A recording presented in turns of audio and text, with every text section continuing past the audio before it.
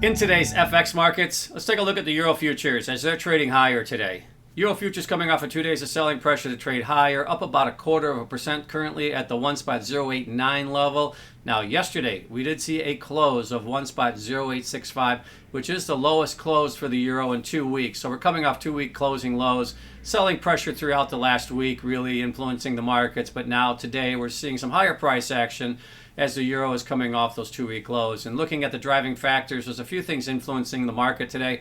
Now, data was one of them. While we did have some U.S. data that came out this morning, highlighted by GDP, and that was stronger than anticipated, and we did see some selling pressure in reaction to that. But as we moved through the session, the euro regained a bid and is continuing to move higher throughout the session. I think partially due to the ECB President Lagarde. She spoke today, and I think that had an influence in the market, and some of the shifting dynamics within the currency markets as well, as we're seeing kind of a mixed price action today, but the euro benefiting from some of the trends, particularly as we see the interest rate market here in the U.S. move around today in reaction to the data as well as expectations moving forward and the commentary from the ECB. So looking at the general trends now, the euro is coming off those 2-week lows to trade higher, still at the top end of the range. Now, before the selling pressure kicked in, the euro had traded up last week to the highest level in 3 months. So even though we're giving up some ground here the past week, euro still trading near the top end of the recent range. And looking at the other FX futures markets today, pretty mixed across the board, with the euros higher, British pound lower,